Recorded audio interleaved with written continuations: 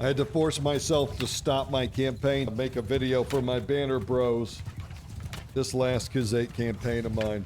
You can just know that there is no Khan like the great Bobo Khan. Period. This game, dude. I'm concerned about how good it's going to be with the updates coming. I'm real concerned for me. Really started out like every other campaign. Just a young step baller on the plains. Start out with those humble origins. Look at my boy. Worked our way up on that roguery build. We got a rowdy crew together.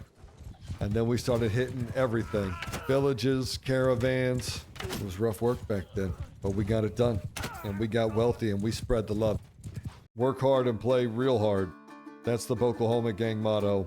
Caravans come onto the steps. Things happen. Monchug's at war. He can't be responsible for your caravans. Why don't you hire better help? It's fun to watch him run, though, isn't it? Where you going? Just a man and his horse and his boys rolling around kicking ass. Made a little name for myself, as always. And then Monchug sent someone to come ask me if I wanted a spot on the roster. And I said, hell yeah. I was happy with that because I got a castle. You remember castle villages is where you get those sweet noble troops. And who has the best noble troops in the game, my Bannerlords? How do you want to rock, baby? You want to rock on horses or on foot, with bows or with two-handers? Let us know. Look at him and behold, all you lessers. I will have to say a close second for me, Druzenic Champions. I think they are such a badass unit. And they are nasty. Oh, God, they're a nightmare, dude. However, they are a second-place nightmare. Because you know who the real nightmare is, don't you, family? Yeah, I know what you do. You hop into that battle thinking, I'm going to teach these Khanate a lesson, and then you didn't realize. You didn't realize just how many horse archers were in that army, did you? And you didn't realize the friendly army was all peasants. So don't let all the scum saving go to your head. Every faction has noble troops, but they're not all equal. But yeah, so I joined up with Monchug, and we were kicking ass and taking names, but as fate would have it, he died. I was down in Azerai territory tearing it up, raiding and pillaging. Word came back that he had gone down. So the Khan died, and Junior takes the reins, and he had a little too much of his mother in him, because we started taking losses. I mean, cities were falling, and we were getting clipped from north and south, and I was like, dude, I got to do something, you know? Somebody's got to do something, or we're all going to get sold at the tavern. And so I did just that. I broke apart, and now here we are. And I've broken pretty much everybody except for the Azerai and the Valandians. And just now, actually, the Valandians declared war. So we're just going to do this. We're going to break them all at once. And here's what makes the late game awesome. It's these epic clashes you get where you get to break an empire. Enough with the raiding and 50 different parties going everywhere. Let's meet up like fucking men and let's do this. You're going to get to a point where you got so many horse archers that you really already need to have them split in two groups at the start. And I'm going to go ahead and have Group 5 head on out over there. You see them? Look how beautiful in the sun. Huh? Watch them. Look at this game. Are you kidding me about Bannerlord?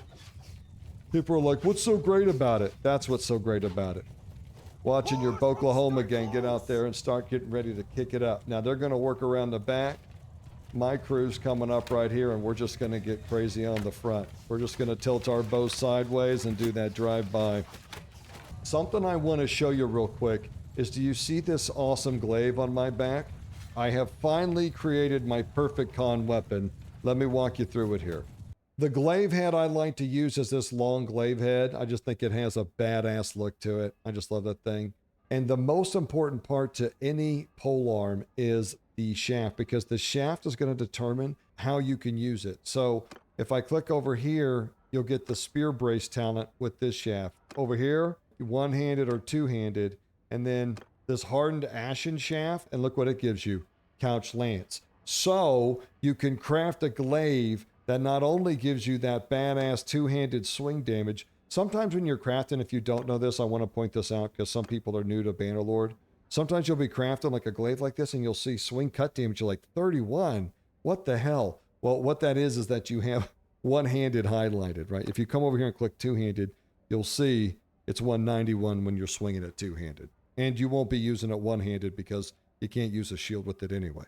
It has all the perks of a glaive and then also all the perks of a lance.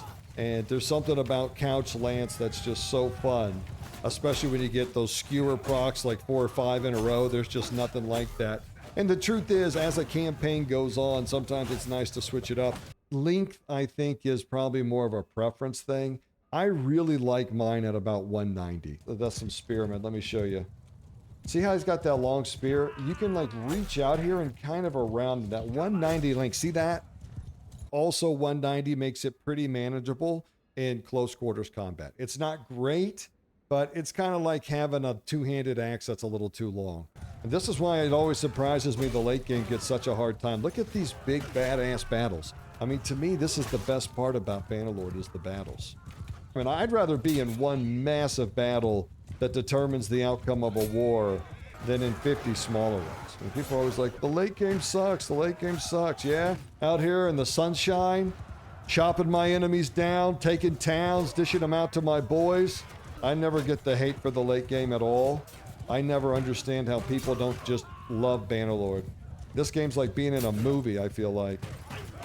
What do I tell you about that charge damage? Just run through them. Always taking that charge damage. Spec it into charge damage. If you can get the charge damage banner, use it.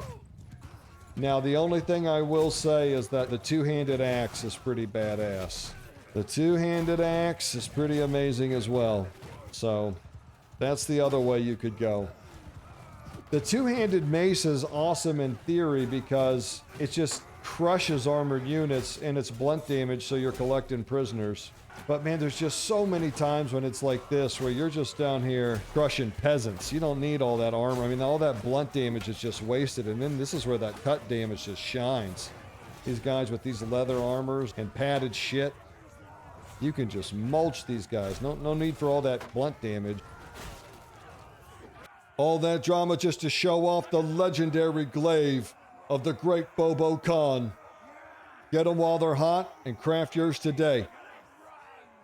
The most important thing to remember when it comes to conquering other factions is to always take as many prisoners as possible. Every prisoner you take and keep of a faction is one less party they can call to their armies. So as you collect more and more of them, they lose their ability to generate armies, basically. And if you never let them go, eventually over time, they just won't be able to defend their lands. And you have to remember, sometimes it's not just you attacking them. One thing to remember when you have prisoners is if you come into your party tab, you can come over here and you can check on them. And what that will do is when you go to sell your prisoners, like I go to sell all these guys here that I don't want to keep, it will prevent them from being sold. It locks them in place. And you can do this with your inventory too. If you don't want things to sell, you can lock them. And remember, with my maximum carnage build, we have the keen sight talent. Minus 50% chance of lords escaping. And then we grab the other 50% up here in riding with mounted patrols. Now you'll notice in both cases, it says party leader. So this talent only works if you're the party leader, which means if you use a companion as a scout and give them this perk, you do not get that 50% reduction in escape. This only applies if you're the party leader, same with the riding trait. But if you are the party leader and you have both of those perks like the great Bobo Khan, then there is no chance for enemy lords to escape your grasp once you have them. And we'll just start collecting them up. Now, if you're not going to be the party leader and you're going with a different spec and you're not going to be able to get that 100% reduction to lords escaping, it's no problem. A great thing that you can do to give yourself a pretty good chance of holding on to most of the lords is that if you assign yourself a governor and if you give them a point in roguery and you want to come down here and get the sweet talker talent, there's a minus 20% prisoner escape in governed settlement. And you can get another 25% down here with the dungeon architect talent. That will give them a 45% reduction of escaping that town's dungeon. And I got to tell you, these like Valandia, you probably have 80, 90 nobles in that faction. I mean, it is crazy how many prisoners you'll have. But just keep going at them and collecting them, and they will lose their power over time. So that's rule number one of conquering. Whatever faction you're trying to conquer, make sure you're snatching up their nobles and keeping them locked down. Either you hold on to them or stuff them in a dungeon. And I've shown you some traits that can help you hold on to them a little longer. Now, the big issue is, and the second thing to address about conquering, and the real issue in Bannerlord is reinforcements. Even though we got a bunch of upgrades, which is really nice, we're still like 80 guys short. For me to have to leave here and to go all the way back to Khanate territory to fill up is going to be a real problem, especially if I have to do that after every big battle. So what you need is you need a forward base of operations. And this is where if you're on PC, Bannerlord is such a better game because you can bring in the mods to address these types of problems. And here I have improved garrisons coming in. You want to make sure this automatic recruiter creation is checked yes. Right here, you want to make sure it's checked on. And up here, it'll give you a report on what your recruiter is doing, and you can increase how many troops he can come back with. I mean, I just go ahead and turn this up to 150. And what I like to also do is make sure they can buy horses. It can be expensive, but it doesn't matter at all. One thing to note is that to get your recruiting party started, you will have to have, I think, at least 25 troops in the garrison. And there it is, the garrison recruiter of Rhoda. So this party is just going around and grabbing up noble troops. And once it gets 120, 130, some number like that, it'll come all the way back and dump them off in there. And then what I do is when I need more troops, I come over here to the big row. We come into the garrison. Here you can see 198 troops. And I just grab the highest tier ones for my field army. There you go. And so if you're committed to like a loreful playthrough and you're just trying to use one type of troop, that's a way to kind of set up a forward base of operations so that you have reinforcements. And it's a beautiful setup because the forward base allows you to keep your momentum going and get your conquer on. This is my sweet, sweet Sasha, and she's the greatest wife in all of the history of Bannerlord. This gal fills up like a bucket in the rain. This is my oldest, little Boo-Boo. Look at me. Now look at Boo-Boo. Looks just like his old man. Huh? Yeah, and he's a little badass, dude. Look at him. Already got that 120 bow skill. He came out of the gate hot. He is ready to make a name for himself. And here's my second son, Bam Bam. He's a little badass too. And these two have just come of age, and they're out here wrecking shop with their paw, and we're having a good time. They get a little carried away sometimes and bite off a little more than they can chew. I've had to bail them out.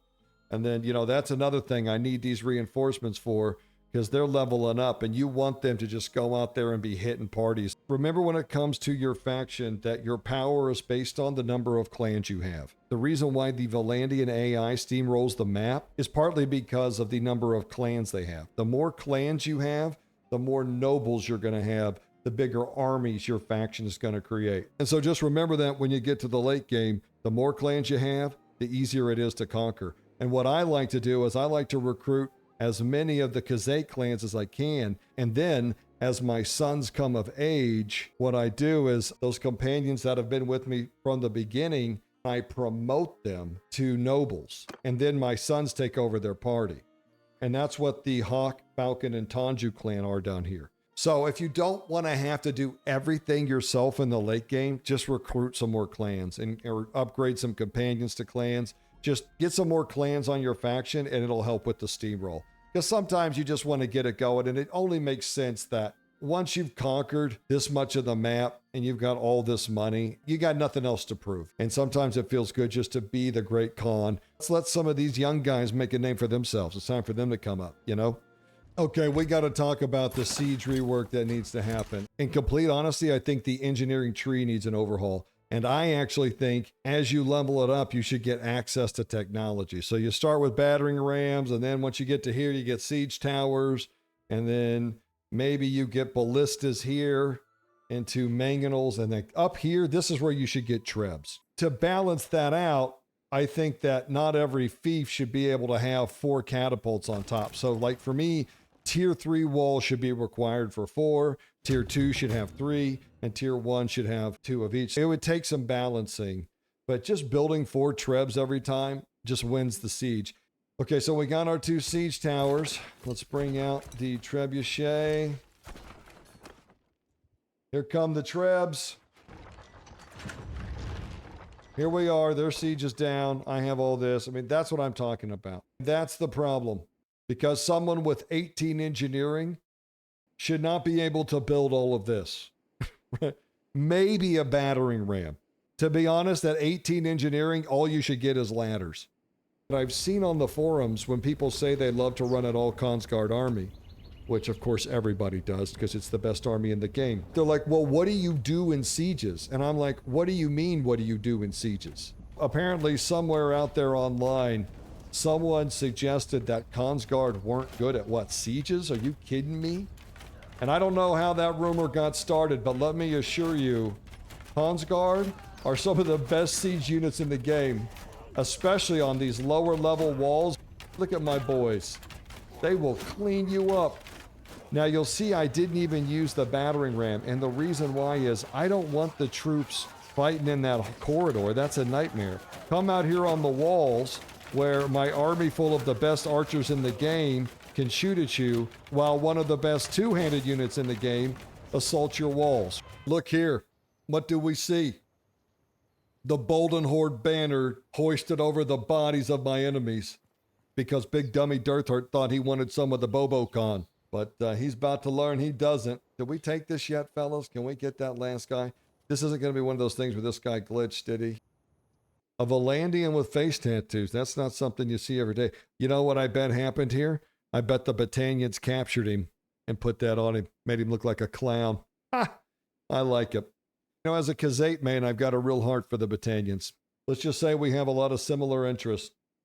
Oh, look at that. We're going to hit them crossing that river.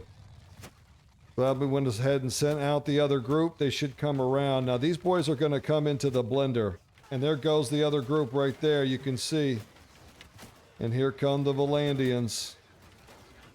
Damn, that horse. Oh, God, that horse had a damn mind. Look at it. Oh, shit, it's raining horses.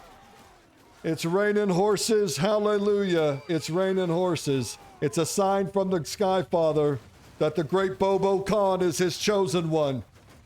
Go forth, my elite units. This is where the old horse archer shit can get real sketch, is when we get all fucked up on a rock.